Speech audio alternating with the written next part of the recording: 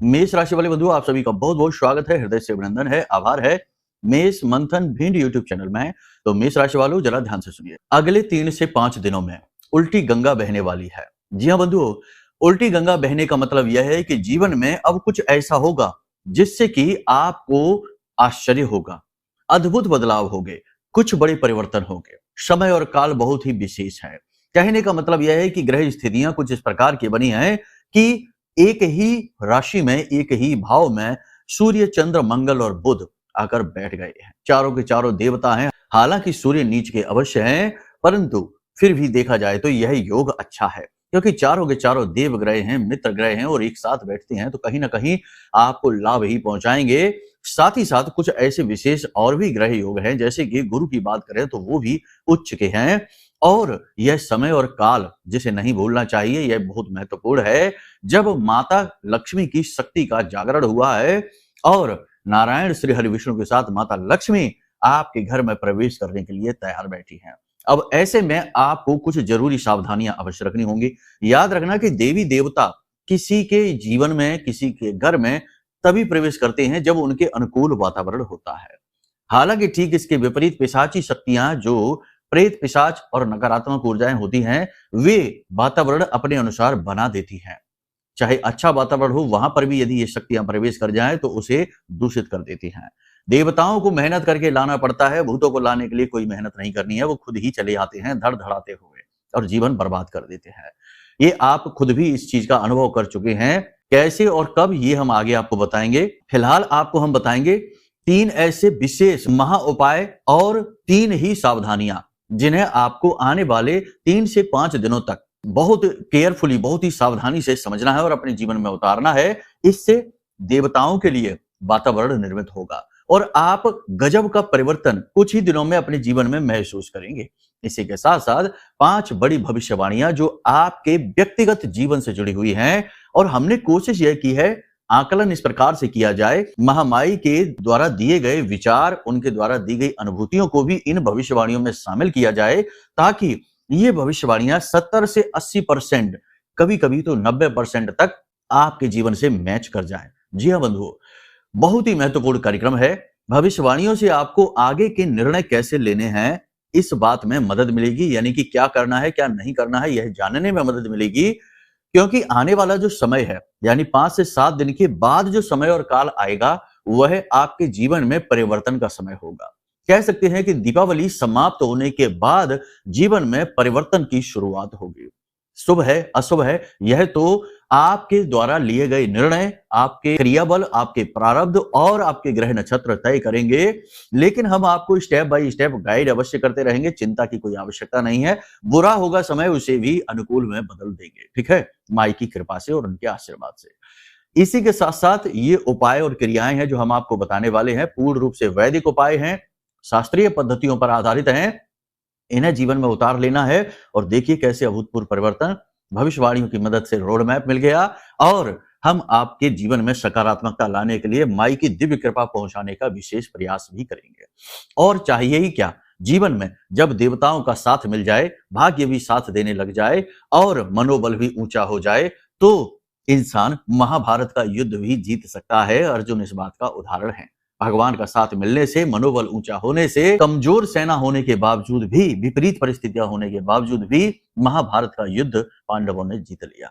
ऐसा ही आप अपने जीवन में भी कर पाएंगे। जी हाँ बंधु, ये जो रामायण, महाभारत और तमाम पौराणिक गाथाएं हैं, ये किसी दूसरे लोक की गाथाएं नहीं है, ये हमारे इसी मृत्यु लोक, पृथ्वी लोक की गाथाएं हैं। और ये लिखी ही इसलिए गई है ताकि इनके माध्यम से हम अपने जीवन में कुछ परिवर्तन ला सकें, कुछ सीख सकें, जिसका जीवन उपयोगी हो, जिसके जीवन में उतारने से इन बातों को जीवन परिवर्तित हो। जी हाँ, तो बस इसी विषय वस्तु को आगे बढ़ाएंगे। कार्यक्रम बेहद महत्वपूर्ण है, इसे इग्नोर नहीं करना, मिस नहीं करना, वरना आप अपने सौभाग्य को ही इग्नोर कर देंगे। और ये बड़ी बात जरूर है, लेकिन हम पूरी इच्छा शक्ति और आत्मविश्वास के साथ ऐसा कहते हैं, क्योंकि हमने महामाई की कृपा को आप तक पहुंचाने का प्रण किया है, निर्णय लिया है। और ये सात्विक निर्णय हमें ये बल देता है कि हम कठोर बातें भी बोल सकते हैं। ठीक है, चलिए महामाई को याद करते हुए कार्यक्रम को शुरू करते हैं। कमेंट बॉक्स में पूरे भक्ति भाव के साथ लिख डालिए, जय मां भद्रकाली कृपा करो। महामाई निश्चित तौर पर आपके ऊपर कृपा कर चुकी हैं।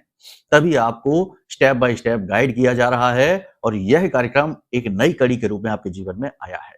भाव यदि माँ के लिए और गहरा है तो ये भी लिख डालो कि मैं भी माई के परिवार का हिस्सा हूं। बड़ा ही अद्भुत और बड़ा ही सुंदर विचार है। इसे महसूस करते हुए लिखना। मशीन की तरह बस हर काम को करते मत जाओ, जीवन को और काम को अनुभव भी करो, तभी तो जीवन सार्थक सिद्ध होता है। वरना तो जन्म हुआ और मृत्यु तक पूरी यात्रा मशीनी यात्रा के तौर पर हमने जी और अंत समय में पता चला कि हाथ में तो कुछ है ही नहीं। खाली हाथ आए थे और जाते जाते भी हाथ खाली हो गए। लाखों करोड़ों के उद्योग धंधे व्यापार हमने जमाए किए और हमारे हाथों से छिन गए और हम ज्यों की तो खड़े रह गए। फिर जीवन निरर्थक लगता है, तभी अंत समय पर लोगों के आंसू आते हैं। लेकिन जब आप जीवन यात्रा का अनुभव लेते हैं, हर छोटी छोटी बात का अनुभव लेते हैं, भावनात्मक तौर पर जुड़ते हैं, तो आपको जीवन सार्थक महसूस होता है। याद रखना, बड़ी गहरी लाइन हम कह रहे हैं कि जीवन उपलब्धियों का नहीं, यात्रा का नाम है, अनुभव का नाम है। आपके अनुभव ही याद रह जाते हैं। कमाई हुई धन पूंजी संपत्ति तो सब चली जाती है, आती जाती रहती है, अनुभव याद रह जाते हैं।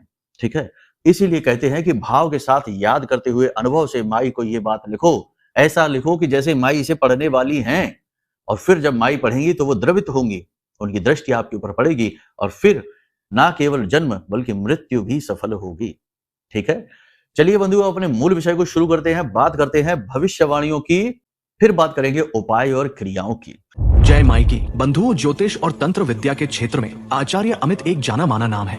पूज्य गुरुदेव के साधनाओं और ज्योतिष विद्या के अनुभव बेहद दिव्य है। जी हाँ, पूज्य गुरुदेव ने जिसकी भी कुंडली का विश्लेषण किया और कुंडली के अनुसार उसे सटीक उपाय व महामाई माँ बगलामुखी की विशेष कृपा दी, उसके जीवन में सकारात्मक बदलाव तो आए ही है। फिर चाहे समस्या कितनी ही कठिन क्यों ना हो, समाधान तो अवश्य हुआ है। अब ऐसे में यदि आप भी अपने जीवन की किसी बड़ी समस्या से जूझ रहे हैं, जैसे कि कर्जा बढ़ता ही जा रहा है, काम धंधा और व्यापार सब रुक चुका है, रिश्ते नातों में तनाव हद से ज्यादा बढ़ गया है, पूरा जीवन ही नकारात्मकताओं से भर गया है, तो ऐसे में यही सही समय है जब आप श्रेष्ठ गुरु से मार्गदर्शन प्राप्त करें और जीवन के अंधकार को समाप्त कर दिव्य प्रकाश की ओर कदम बढ़ाएं। वीडियो में दिए गए नंबरों पर तुरंत संपर्क करिए और अपनी कुंडली का विश्लेषण व समाधान पूज्य गुरुदेव के द्वारा करवा लीजिए। देर ना करें, आपके देवी देवताओं के आशीर्वाद से ये मौका खुद चलकर आपके पास आया है, इसे गंवाना नहीं है।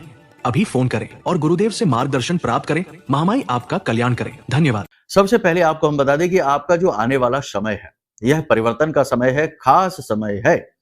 इस समय में आपको 3-4 नियम हैं जो अपने जीवन में उतारने हैं आज से ही, इसी समय से। सबसे पहला नियम यह है कि आपको हर हाल में पॉजिटिव रहना है। ठीक है, शिकायतें नहीं करनी है, अपने दुख तकलीफों का बखान नहीं करना है। कड़वा है लेकिन इस कड़वे घूंट को आपको पी जाना है।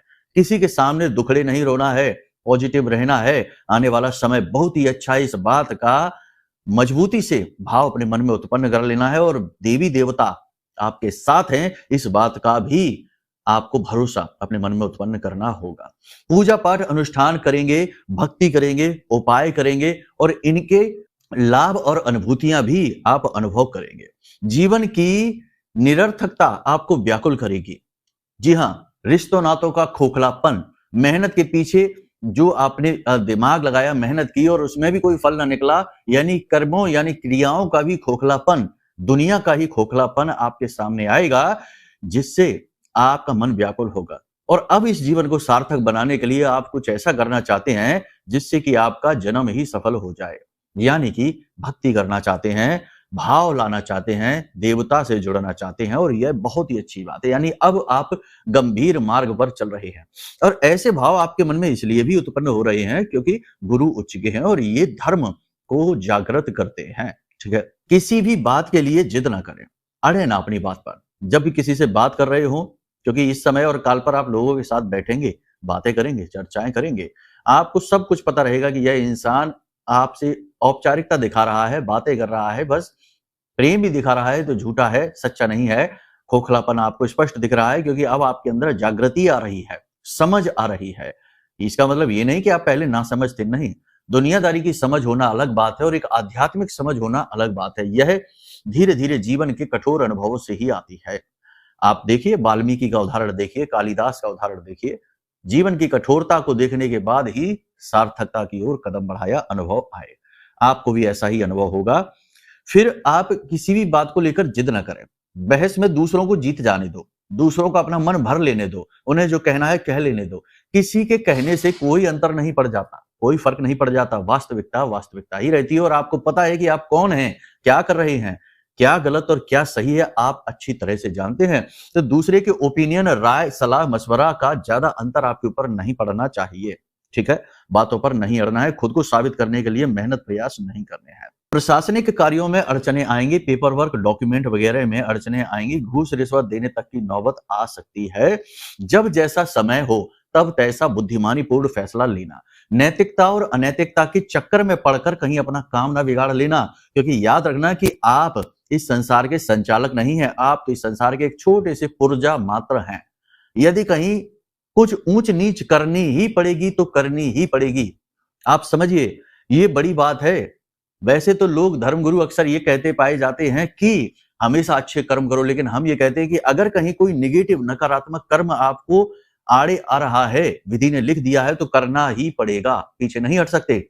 प्रमाण दे देते हैं आपको। भगवान श्री राम ने छिपकर बाली का वध किया, तो ये अच्छा तो नहीं किया, लेकिन उनके भाग्य में विधि ने ये लिखा था कि आपको ये कर्म करना ही पड़ेगा।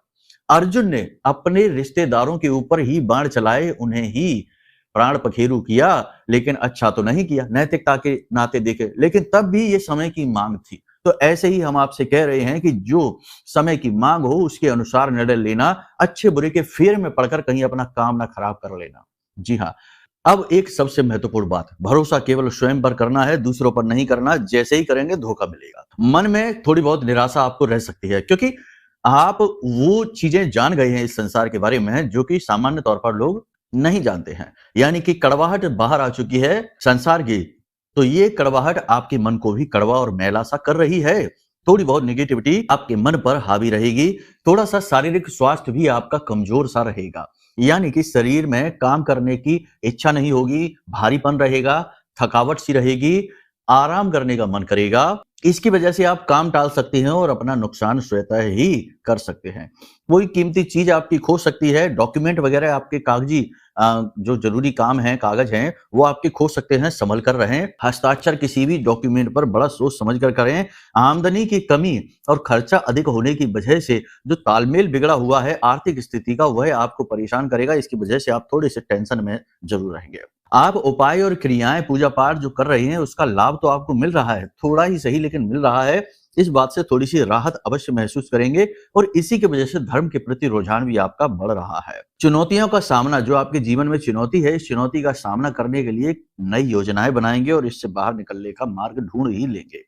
पुरानी किसी गलती की आपको सजा मिल सकती है। अपने किसी अधिकारी से, उच्च वर्ग के व्यक्ति से किसी भी प्रकार की बहस ना करें, उसकी हाँ में हाँ मिलाएं और आगे बढ़ें, यही महत्वपूर्ण है। छोटी छोटी कमियों को, अपने जीवन की, अपने शरीर की, अपने व्यक्तिगत जीवन की छोटी छोटी कमियों को इग्नोर ना करें, मतलब कि उन पर कार्य करें। अगर आपको लगता है कि आप थोड़ा सा लेट लपेट करते हैं, काम को समय पर नहीं निपटा पा रहे हैं, तो फिर इसमें काम करें। छोटी सी बात है, 5 बजे कहीं पहुंचना है और 5:15 पर पहुंच रहे, तो आपको लगेगा कि छोटी सी बात है, लेकिन इस पर काम करें। ठीक है, वैसे तो आप कोशिश करते हैं कि चीजें, छोटी छोटी कमियों को दूर करें, लेकिन अभी भी कुछ कमियां हैं, इन्हें दूर करने की आवश्यकता है, तो इन्हें इग्नोर ना करें। पूजा पाठ में डूबने का मन करेगा, गहरी भक्ति करने का मन करेगा, भगवान की खोज करने का मन करेगा, स्व की खोज करने का, यानी स्वार्थी बनेंगे अब असली मायने में, स्व का अर्थ ढूंढने वाले। ठीक है, वैवाहिक जीवन में थोड़ी सी निराशा अवश्य रहेगी। भावनात्मक टकराव किसी प्रकार का हो सकता है, किसी छोटी सी बात को लेकर बात बिगड़ सकती है, नकारात्मकता आ सकती है। प्रेमियों के साथ भी स्थिति ऐसी ही रहेगी कि नकारात्मकता आएगी, रिश्ता कमजोर होता सा दिखाई देगा, ऐसा लगेगा जैसे पार्टनर आप में अब रुचि खोता जा रहा है। ये स्थिति कठोर है, कष्टदायक है, लेकिन आपको सहनी पड़ेगी, ये सच भी हो सकता है। अब एक खास बात कि जो लोग विदेश जाना चाहते हैं वो अभी रुकेंगे, नहीं जा पाएंगे। विदेश से जिनका व्यापार चलता है उनका व्यापार ठीक ठाक चलेगा, सामान्य रहेगा, लेकिन सरकारी अड़चनें बार बार परेशान करेंगी। जो लोग बेरोजगार हैं उन्हें 10 से 12 दिनों में नौकरी लगने के मजबूत योग बनते दिखाई दे रहे हैं। इसी के साथ साथ जो अविवाहित हैं उनका विवाह रुक सकता है, तय हो सकता है, ये प्रबल संभावना है। अगले 5 से 7 दिन या 10 दिन के अंदर ये घटना घटित होगी। घर में किसी प्रकार का धार्मिक या मांगलिक आयोजन हो सकता है, ये अच्छी स्थिति है। घर में खर्चों को लेकर और प्रॉपर्टी को लेकर या पुराने हिसाब किताब को लेकर थोड़ा बहुत गर्मा गर्मी का माहौल भी बन सकता है। थोड़ा अपने आप पर नियंत्रण रखें। कहने का मतलब ये है कि ये जो 3 से 5 दिन का समय है या 1 हफ्ते का लगभग समय हम आपको बताते हैं, इसमें आपको 4-5 चीजें हैं जिन पर आपको विशेष कार्य करना है। सबसे पहली चीज आत्मनियंत्रण। जी हाँ, अपनी भावनाओं को कभी भी खुलकर व्यक्त ना करें, अपने अंदर रखें और अपने ऊपर भरोसा रखें बस, और किसी पर नहीं। दूसरा, अपना फोकस। छोटी-छोटी चीजों में व्याकुल होने से आपका ध्यान बढ़ता है, ये नहीं करना है, फोकस बनाकर रखना है। अनसुनी करनी है, कौन क्या कह रहा है, क्या कर रहा है, सब चीजों को अनसुनी इग्नोर करना है। सकारात्मकता को जीवन में लाना है, हर हाल में पॉजिटिव रहना है। चाहे जीवन में कितनी ही विकट परिस्थिति क्यों ना हो, लेकिन याद रखें कि धर्म आपके साथ है, भगवान आपके साथ हैं और ये परीक्षा की घड़ियां हैं, चली जाएगी। ठीक है। कोई कहेगा कि अब कितनी परीक्षा होगी, जीवन तो गुजरा जा रहा है, वर्षों वर्ष निकले जा रहे हैं, लेकिन अब जबकि आप हमारे कार्यक्रम देख रहे हैं, गुरु का आपको एक साथ मिल चुका है, बेशक ही अप्रत्यक्ष ही सही, लेकिन गुरु का साथ मिल चुका है, महामाई का साथ मिल चुका है, तो अब समय बदलेगा, ये बात निश्चित है। और बहुत ज्यादा व्यवहारिक रहना है, भावनाओं को उठाकर साइड में रख दो, क्योंकि भावनाओं से होता है आपका शोषण, इमोशनल ब्लैकमेलिंग होती है। तो भावनाओं को उठाकर साइड में रखो और हर चीज को अच्छे बुरे के हिसाब किताब से तौल कर ही जीवन में लेकर आओ। ठीक है। इन बातों पर विशेष ध्यान रखिए। अब बात करते हैं उपाय और क्रियाओं की। हमने पिछले कार्यक्रमों में भी आपको बताया कि दीप जलाना यानी दीपावली जो होती है ना, वो दीपों का त्योहार है। और हम दीप क्यों जलाते हैं? अपनी हर एक पूजा पाठ में दीपक जलाते हैं। बिना दीपक जलाए तो पूजा हो ही नहीं सकती है। तो दीपक की जो लौ होती है, जो ज्योति होती है, वह सकारात्मकता का सर्वोच्च शिखर होता है। घी के दीपक जो जलते हैं, उससे जो लौ उत्पन्न होती है, उसे नचिकेता अग्नि कहा जाता है, यानी अत्यंत शुद्ध और पवित्र अग्नि होती है। तो जब हम दीप जलाते हैं तो उसे देवता का रूप मानते हैं और उसके बाद उस पॉजिटिव एनर्जी से नकारात्मकता दूर भागती है। हम पूरे घर में दीपक जलाते हैं दीपावली के दिन, ताकि हमारे पूरे घर की निगेटिविटी दूर भागे। अब 7 दीपकों के विषय में कल हमने आपको बताया था। ये 7 दीपक आपको क्रमबद्ध तरीके से जलाने ही चाहिए। जैसे कि घर की दक्षिणी दिशा में एक दीपक जलाना है, तिल का या तेल का दीपक जलाना है। घर के ब्रह्म स्थान में यानी कि घर के बीचों बीच आंगन में एक दीपक जलाना है। एक अपने रसोई घर में जलाना है। ये दीपक घी के होंगे, ठीक है ना। तेल का केवल एक दीपक जलाना है। इसके बाद आपको अपने घर के मुख्य दरवाजे पर, दहलीज पर एक दीपक जलाना है और एक अपने बेडरूम पर, आपको जहां आप सोते हैं उस कक्ष में एक दीपक आपको जलाना है। एक दीपक आपको जलाना है देव स्थान के यानी देवालय के मुख्य दरवाजे पर, बाईं ओर जलाना है। ठीक है। और एक दीपक जलाना है जो मंदिर होता है, वहां जो हवन वेदी होती है, यज्ञ वेदी है, वहां पर जाकर आपको जलाना है। ये 7 दीपक आपको नियमित जलाने हैं अगले 3 से 5 दिनों तक। प्रतिदिन आप जलाइए। इन दीपकों में आपको छोटी-छोटी थोड़ी बहुत चीजें भी हमने बताई थी, इन चीजों का भी प्रयोग करना है। जैसे कि जो आप यम का दीपक जलाएंगे, दक्षिणी दिशा में जो दीपक जलाएंगे वो यम का दीपक है, ठीक है, पितरों का नहीं है। यम का दीपक जलाएंगे, काले सफेद तिल डालेंगे। जो अपने आंगन में दीपक जलाएंगे उसमें लौंग का एक जोड़ा डालेंगे। जो रसोई घर में दीपक जलाएंगे उसमें एक इलायची डालेंगे। जो मुख्य दरवाजे पर दीपक जलाएंगे उसमें भी लौंग का एक जोड़ा डाल सकते हैं आप। और अपने बेडरूम में जो आप दीपक जलाएंगे उस दीपक में थोड़ी सी पिसी हुई हल्दी डालनी है, थोड़ी सी, जरा सी। इस प्रकार से आप व्यवस्थित दीपकों को जलाना प्रारंभ करिए। ये बहुत बड़ा प्रयोग है। इसको करने से आपको बहुत सारे पॉजिटिव रिजल्ट मिलेंगे और सबसे बड़ी बात कि आप अपने आप में ही पॉजिटिविटी को महसूस करेंगे, ठोस परिणाम आपको मिलना शुरू हो जाएंगे। ठीक है। दूसरा कार्य, आपको अचानक से मुसीबतों से छुटकारा पाने के लिए, अचानक से जीवन में गति लाने के लिए एक बड़ा उपाय है जो हम आपको बता रहे हैं। इसे भी आप करके देखिए। ये समय और काल बहुत अच्छा है। इस समय और काल पर यह उपाय बहुत जल्दी फलित हो जाता है। ठीक है। तो इसके लिए आपको क्या करना है, एक कटोरी खीर लेनी है, ठीक है ना। पहले तो खीर लें, एक कांच की शीशी लेनी है और उसके अंदर इत्र भरा हो, यानी इत्र गुलाब का हो सकता है, केवड़ा का हो सकता है, इत्र भरा हो। इत्र भरना है। भोजपत्र का एक कागज लेना है। उस भोजपत्र के कागज पर आपको जो चाहिए, जो इच्छा चाहिए, यानी कि कर्जे से मुक्त होना है तो लिखिए कि हमें कर्जे से मुक्त करिए भगवान। ठीक है। यदि पति पत्नी के बीच विवाद है और प्रेम संबंध बनाना चाहते तो अपने पति का नाम लिखिए और कहिए कि इनके मन में हमारे लिए प्रेम जगाइए भगवान। इस प्रकार से उस भोजपत्र के कागज पर लाल चंदन या सिंदूर से आप लिख दीजिए। ठीक है। इसे फोल्ड करके उसी इत्र की शीशी में डाल दीजिए, उसमें ढक्कन लगा दीजिए। चुपचाप ये प्रयोग आपको करना है, दिखावा नहीं करना है, किसी को बताना नहीं है। जेब में डालकर छुपाकर इस शीशी को लेकर जाना है। अब जाना है आपको हनुमान जी के मंदिर में, राम दरबार में। राम दरबार में एक कटोरी जो खीर आप लेकर गए हैं वह भगवान के चरणों में रखनी है और यह जो शीशी है यह भगवान के चरणों में, उनके पैरों के पास सटाकर चुपचाप रख देना है। ठीक है। और खीर जो है ना वहीं भगवान को चढ़ा देनी है और थोड़ी देर बैठकर ओम नमो भगवते वासुदेवाय इस मंत्र का यानी द्वादशाक्षर मंत्र है, महामंत्र है ये। इस मंत्र का उच्चारण 10 से 15 मिनट करना है। फिर इस खीर को भगवान का प्रसाद समझकर वापस लेकर आ जाना है, स्वयं भी खाना है और घर के लोगों को भी खिला सकते हैं। बच्चों को खिलाएं तो सर्वश्रेष्ठ परिणाम प्राप्त होते हैं। ठीक है, इन क्रियाओं को आप करिए, ये समय बहुत महत्वपूर्ण है। इस समय पर इन क्रियाओं को करने से आपको बड़े लाभ मिलेंगे। गलत कार्य नहीं करने हैं, ये याद रखना है। शराब नहीं पीनी है, मांसाहार नहीं करना है, झूठ नहीं बोलना है, किसी का अपमान नहीं करना है, नैतिकता के नियमों का पालन करना है। और सबसे बड़ी बात कि कभी कभी कुंडली के दोष ऐसे कठिन होते हैं कि जीवन में उन्नति आने ही नहीं देते हैं। तो इसके लिए सबसे बड़ा फैसला लीजिए, अपनी कुंडली का आकलन कराइए। कुंडली का आकलन कराने से तुरंत लाभ मिलते हैं, चुटकियों में जीवन बदलता है। हजारों लोगों का बदला है, आपका भी बदलेगा। इसी के साथ साथ बिना किसी कठोर परिश्रम के गुरु कृपा चाहिए तो आप यह महारक्षा कवच है महामाई का, जो हमने आपके लिए निर्मित किया है। इसके बड़े ही शक्तिशाली परिणाम प्राप्त हुए हैं। लोगों के जीवन में बहुत पॉजिटिविटी आई है और उनके बिगड़े से बिगड़े काम बनने शुरू हो गए हैं। अनुभव इसके हजारों हैं हमारे पास में, सबको बताने बैठेंगे तो पूरा दिन इसी में निकल जाएगा।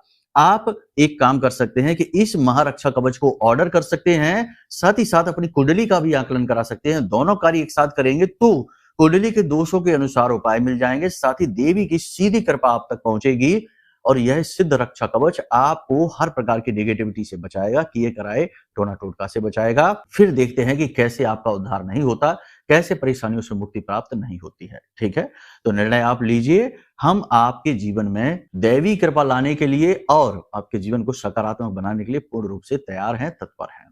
जो भी प्रश्न आपके मन में उठे उसके लिए नंबर वीडियो में दिए गए हैं, इन नंबरों पे फोन करिए, आपको सारी जानकारी प्राप्त होगी। ठीक है, प्रेम से बोलिए जय माई की, जय मां बगलामुखी। हमारे प्रिय और परम पूज्य आचार्य जी ने अपनी साधनाओं के अनुभवों पर आधारित शक्तिशाली उपाय और क्रियाओं के माध्यम से हजारों लोगों के जीवन को पूरी तरह से बदला है। आचार्य जी के द्वारा बताया गया हर एक उपाय इतना सटीक और कारगर होता है कि जो भी इसे पूरे भाव के साथ कर लेता है उसे साक्षात महामाई की कृपा और आशीर्वाद प्राप्त हो जाती है। इसलिए निसंकोच इन उपायों को पूरे भाव के साथ करिए, आपका कल्याण होगा। जय माई की।